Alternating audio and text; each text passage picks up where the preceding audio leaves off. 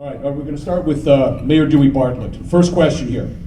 What is the #1 problem facing Tulsa, and what solution do you propose? First of all, thank you very much to the Republican Women's Clubs for Tulsa County to allow us this opportunity. #1 problem immediately is public safety. We've heard from the citizens for the last several years. Public safety, public safety, public safety.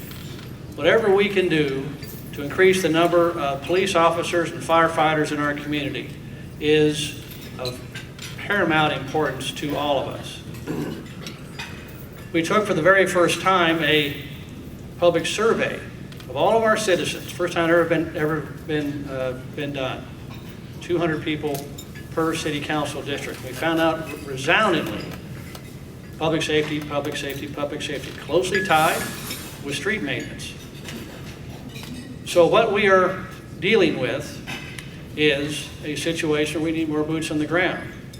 In the first of my term, we had some very, very difficult economic conditions.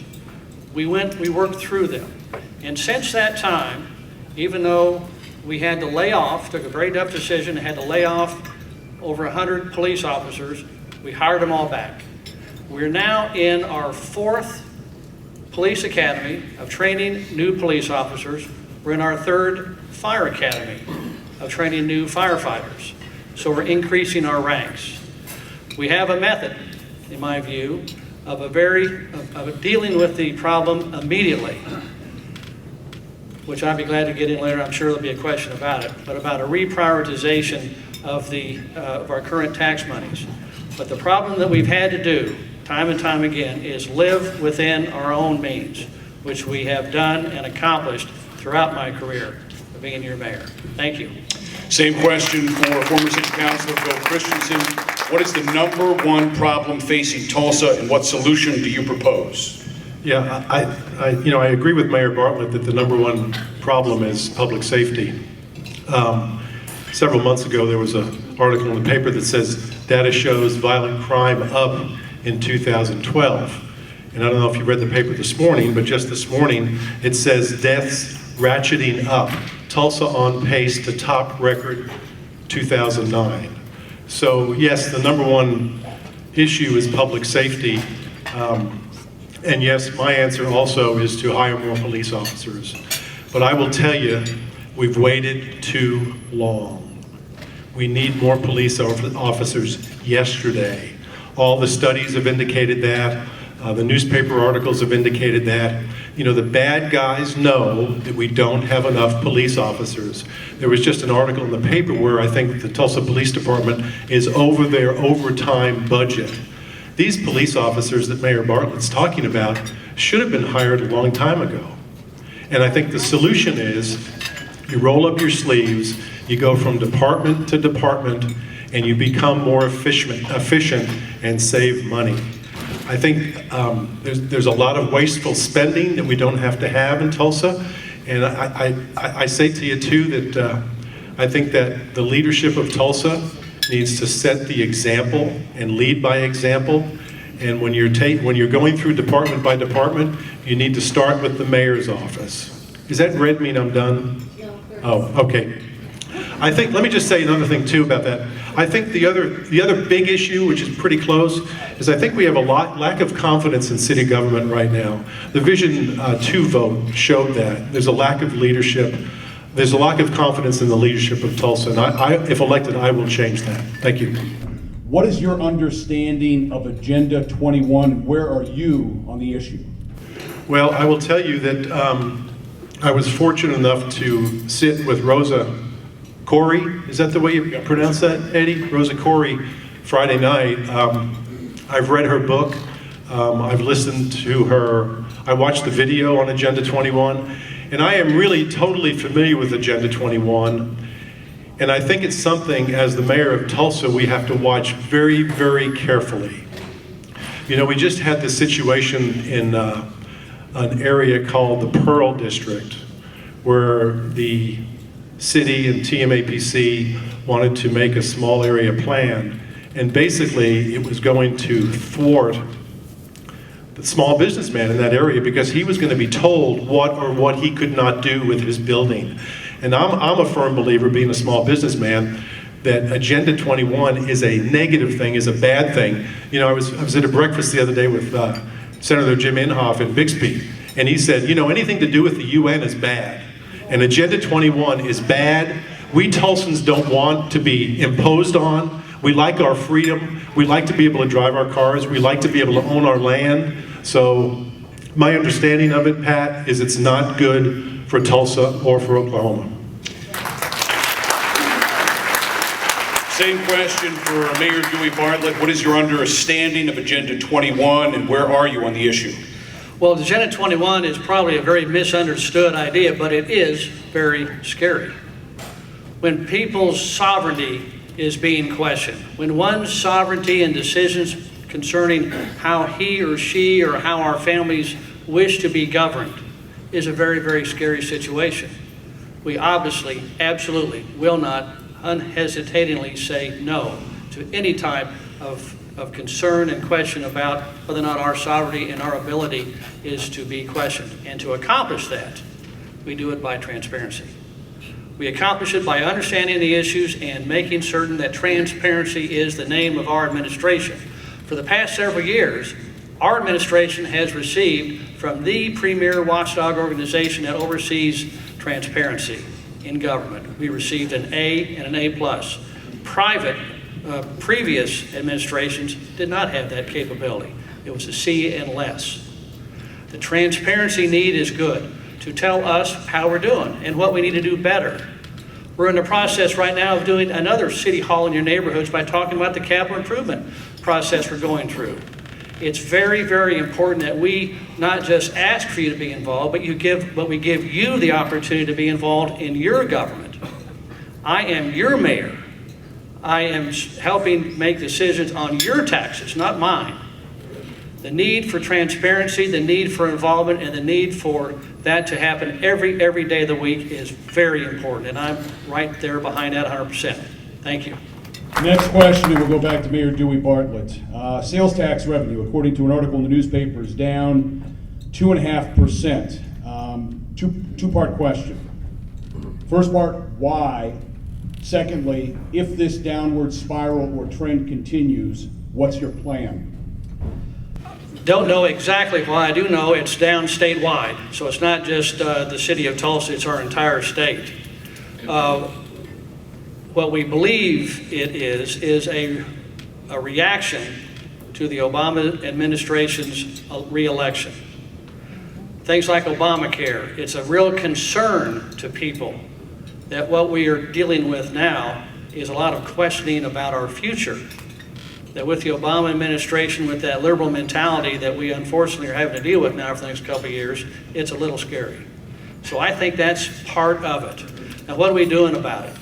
Well, when I became mayor, we were in very, very, very bad financial shape. At the rate we were spending money, within 4 or 5 months, we'd have been out of cash. So we implemented a series of very, very aggressive decisions to change how we approach governance in our city. We were able, because of all that, to put the helicopters back, to turn the lights back on the expressways. Remember when that happened?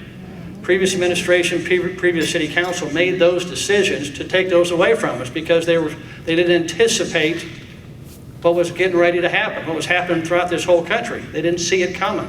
Amazing. Well, what we have is we finally have money in our savings account, in our rainy day fund.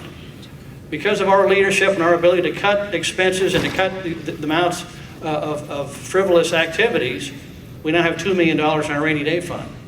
So if we have a problem, we at least have something to fall back on to get us through a bad situation. That was not there before, and it had not been there ever until we started instituting very smart, aggressive, far-sighted business practices and government efficiencies in how we approach our governance.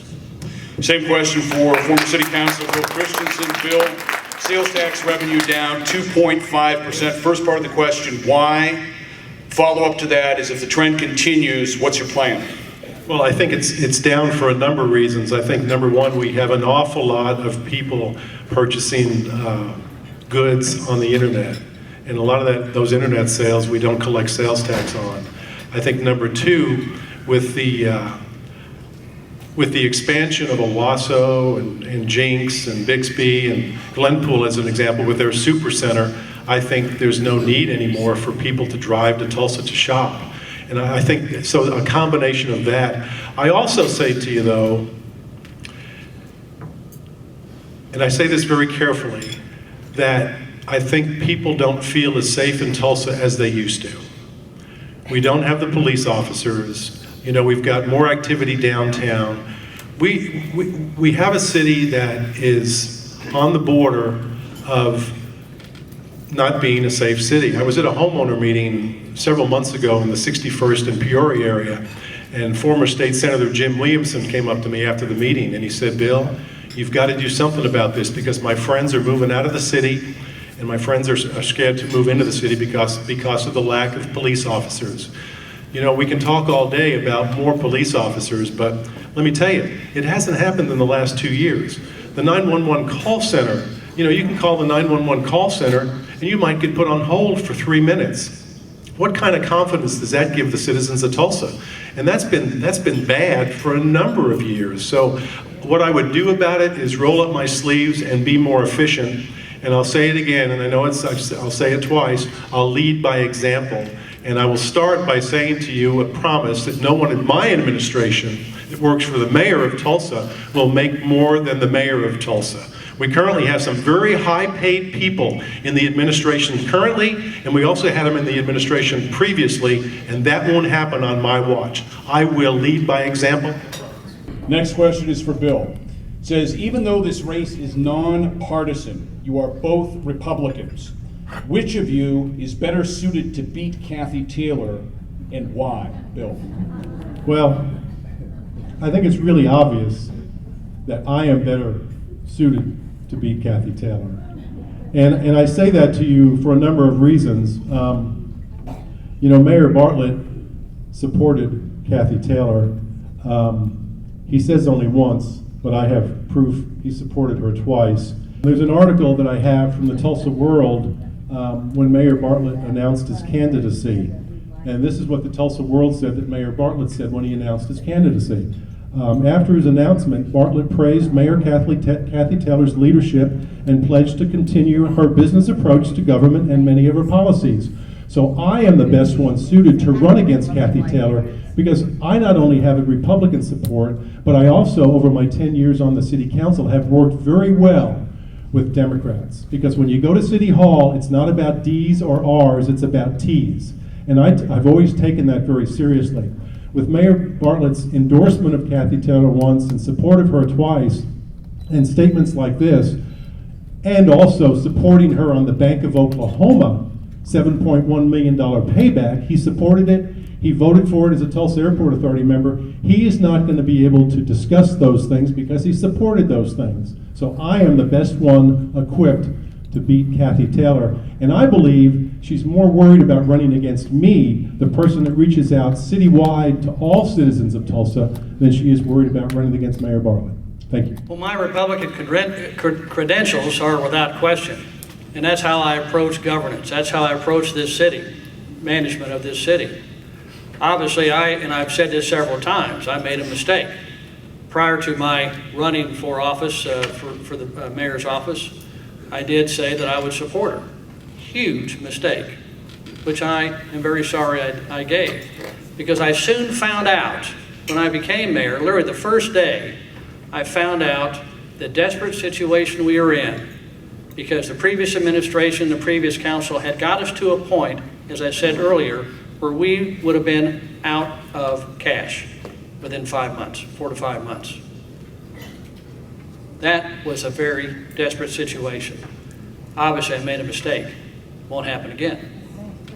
4 years later, the reason why I will beat her is because we have a track record of positive results.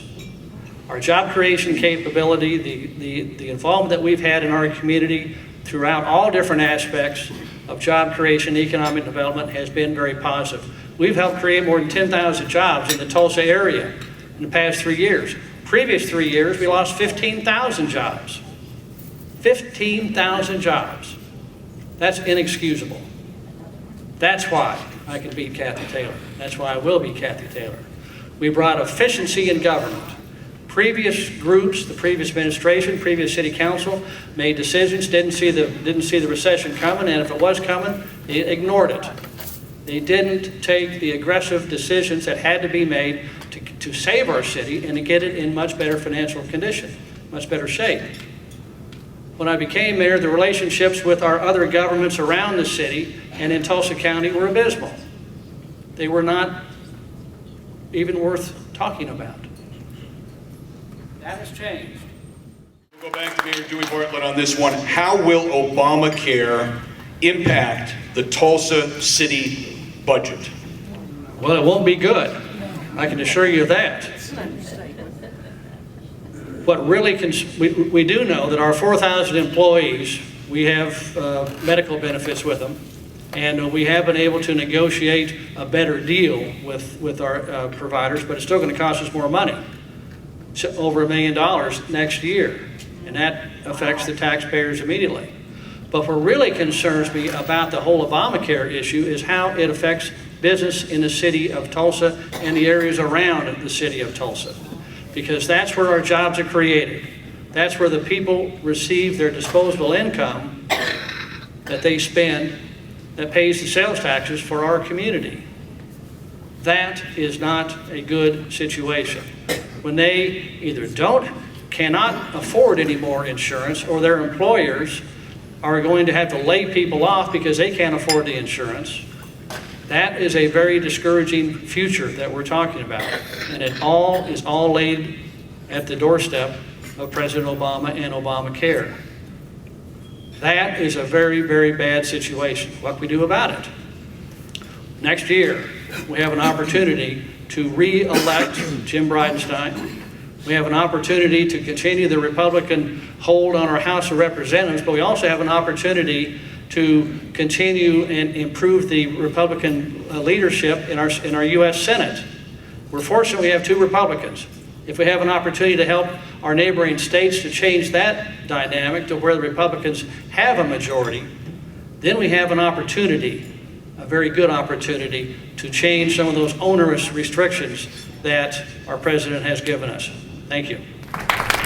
Same question for Bill Christensen. Bill, how will Obamacare impact the Tulsa city budget? Well, I agree with Mayor Bartlett on this. I know it has a negative impact and will be more expensive for the city of Tulsa to employ its employees. That's a given. But I say to you, as a small businessman that has under 50 employees, I will probably, from my standpoint, be not different than any other small businessman in that we don't want to hire more employees. Bottom line, it's too expensive. It's a sad day for the United States of America, to be quite honest with you, that we're even talking about this. But I think at the end of this, the real impact is probably the money that's sucked out of the economy that the people and the businesses will not have as discretionary income to spend in the economy. And I think that has really possible negative ramifications for all Tulsa and the whole country. So to do about it, I agree. I think we need to elect really strong people in Congress and in the Senate, and I think Jim Bridenstine is a really good example of that. He's a good friend of mine. He's an ally of mine, and the mayor of Tulsa needs to make sure that we speak up loudly and strongly against it and give the support to our national officials to make sure they feel like they're supported by us back home to be as out there as they possibly can speaking against it. So I'm not, as a small businessman, I'm certainly not looking forward to it, but right now it seems to be a fact of life. I think Jim said at one point that they just wouldn't fund the additional agents it's going to take to run the whole program, and that might kill it. So we just have to back up Jim. Thank you.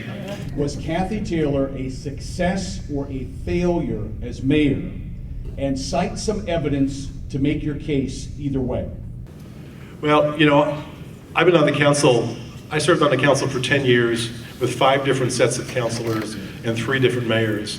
And I will tell you, the most difficult years were the 4 years that I served with Kathy Taylor. And let me just give you an example.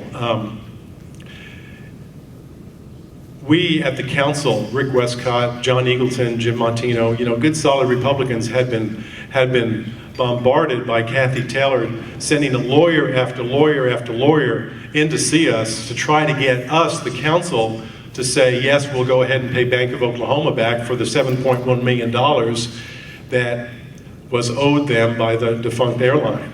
And, we wouldn't do it. We couldn't do it. We couldn't do it in good conscience. But lo and behold, Kathy Taylor, one night, I woke up the next morning and she'd signed some document adding the city of Tulsa and all you citizens to this lawsuit and gave the $7.1 million back. That was later overturned by the Oklahoma Supreme Court, and that money is supposed to be coming back to us. I don't know where that money is yet, but right now, anybody who lives in the city limits of Tulsa has been paying that property tax, that additional property tax on those dollars that she gave back of Oklahoma, which I think is totally horrible. The Oklahoma State Supreme Court said, in effect, it was an illegal transaction that she did. So, she's been a total failure. The problem with Kathy Taylor is she spends money that she's not authorized to spend. And I think that's a horrible thing. So I think she's been a complete failure. Thank you. Same question for Mayor Dewey Bartlett. Mayor Kathy Taylor, was she a success or a failure as mayor, and cite some evidence to make your case either way? Certainly a failure. When I took over the job of being mayor of the city of Tulsa, literally the first day, we found out that, as I said earlier, we were going to be out of cash by April of 2010.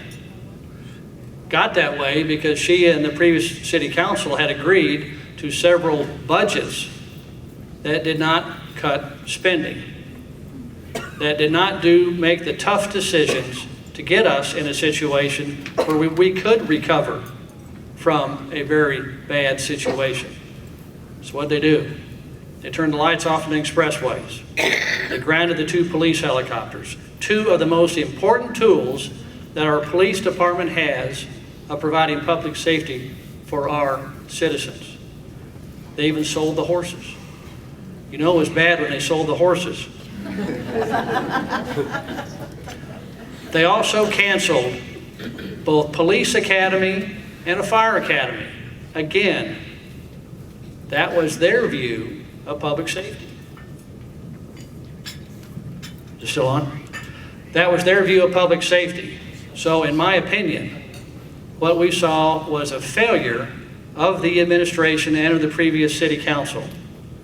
There were several people involved in that whole collective decision, and they didn't understand it. They didn't get it. When I became mayor, we started a process. First thing I asked was, where do we get our money? We get it from the Oklahoma Tax Commission. They go out and pick up the taxes that you all pay every day. We found out they were doing a terrible job of picking that money up, even though it had already been paid, but the city of Tulsa and the Oklahoma Tax Commission wasn't picking it up.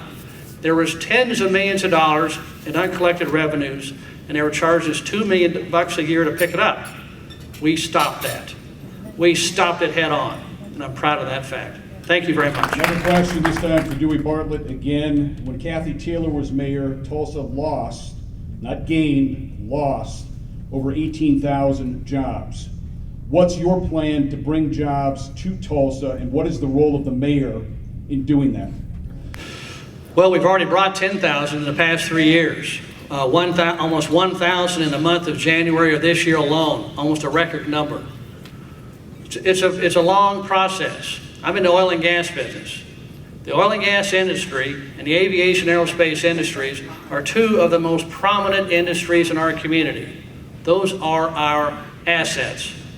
They employ tens of thousands of jobs.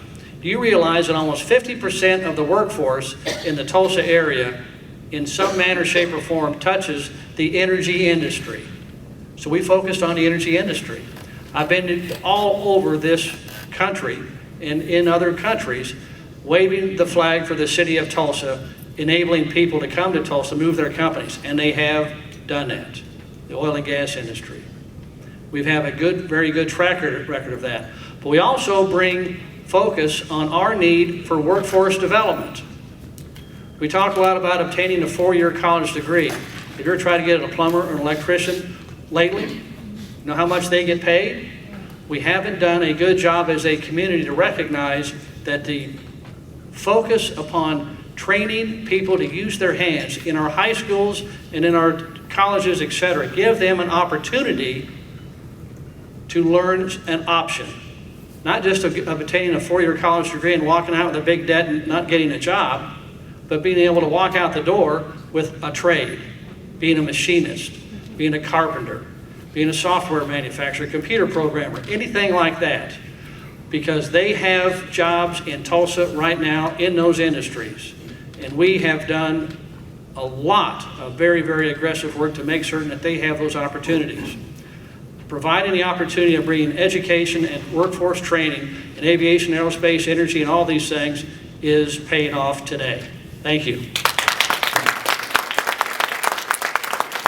Same question for Bill Christensen. Bill, when Kathy Taylor was mayor, Tulsa lost over 18,000 jobs. What's your plan to bring jobs to Tulsa, and what is the role of the mayor in that plan? I think the first thing we need to look at is our long, expensive relationship with the Metro Chamber. You know, the Metro Chamber gets a significant amount of money from us. And now they've changed their name from the Metro Chamber to the Regional Chamber. I think we Tulsans are getting a little bit shortchanged there, and there needs to be more accountability brought on by the mayor of Tulsa to the new Regional Chamber. We need to make a concerted effort to concentrate on small business development. Small business development is the backbone of America.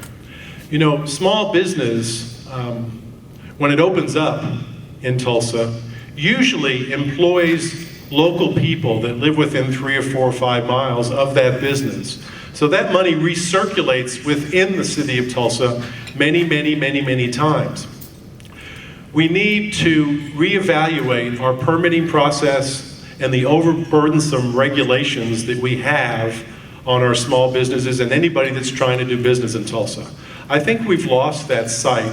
I think, in the words of a person, I won't mention his name presently, but we need to roll out the red carpet instead of roll out the red tape.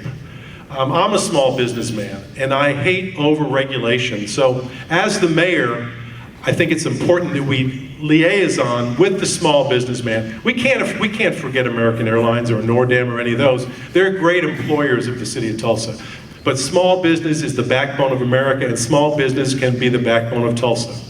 Next question, back over to Bill Christensen. Bill, what version of a streets package do you support and why? Well, I was on the city council when the first streets package was discussed. I heard loud and clear that the people in the city of Tulsa wanted their darn streets fixed. So the previous city council came up with a 5-year package to fix the streets, to get the pavement condition index elevated, to make the streets better. But that was only the first phase of a streets package. We want 2 more street packages, and I think that's what's being discussed right now. I am of the strong opinion that we need to only ask the voters to extend the streets package. We don't need to add all the fluff that's been talked about like in Vision 2. We don't need to add the Children's Museum or all the other things that they want, the deal closing fund that the chamber wants, all the things that were promoted in Vision 2 that the citizens said no to. We need to keep the streets package. The streets package, it needs to be on the November ballot. It needs to be a reasonable amount of money. Can we say, boy, we just maybe can't afford that? Like we do in our lives every day, we just can't afford it. Instead of going around and asking people, well, what would you like to do? What would you like to do? What would you like to spend this money on? You know, we need to get back to the basics of needs and wants, and the street package should stand alone. Thank you.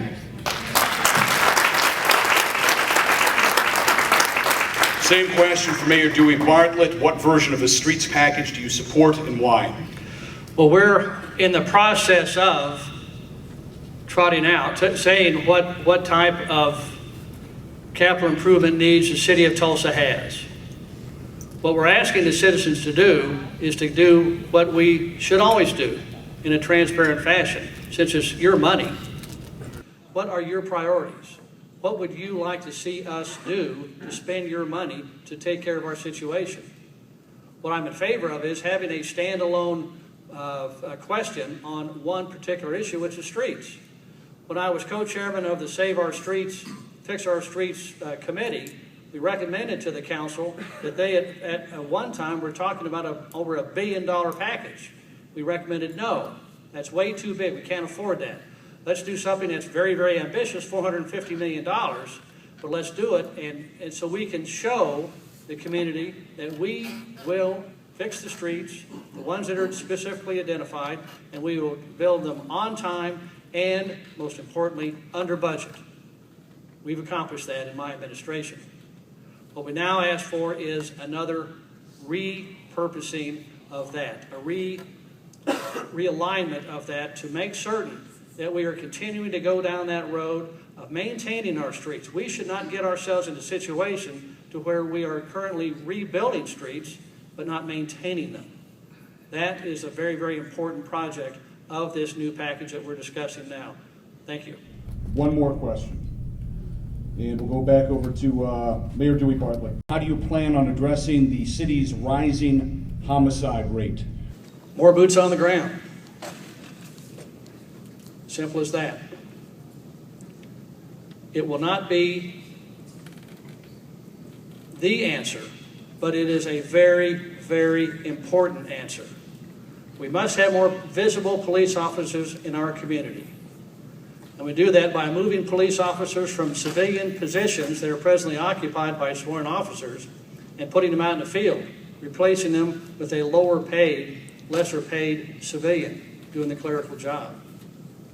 We do it by continuing the focus that we have now on police academies, which is very, very important. We're in our fourth one now. First time we've ever had 4 back-to-back in decades. We do it by providing an opportunity to have a good police chief, which we did, Chuck Jordan. As soon as we hired him, he was able to change things around, make the police officers much more visible in our community by having what they call a beat system. Get them out of the office, get them working. That's what they're doing. We do that by refocusing a very small portion of our capital improvements dollars, putting it in a specifically identified fund that it would be spent for new police officers and new training, period. Very, very specifically. And it would provide us the opportunity right now. We don't want to wait several years to reevaluate all of our departments and all of this and all of that. That is simply too long. We need to do it right now. And a vote this November would be right now. Thank you. Same question for Bill Christensen. Bill, how do you plan on addressing the city's rising homicide rate? Well, I think the paramount thing to remember is these boots on the ground that have just been discussed should have been boots on the ground 2 years ago. You know, we've fallen behind in police officers. We've fallen behind in police academies. There was supposed to be a police academy that was going to start around now, and now it's been delayed for some reason. I don't know what the reason is, but that's one of the reasons, believe me, in my heart, I'm running for mayor, because we just get all this rhetoric about public safety. It's funny how all of a sudden we need more police officers come election time. You know, and I've been saying we need more police officers for a long time. We do need more police officers. We need them in the neighborhoods. We need police officers. We need a police department that has enough resources to be proactive in the community. You know, right now, the police officers go from call to call to call. I've done many ride-alongs, and they're really busy, and they work a lot of overtime.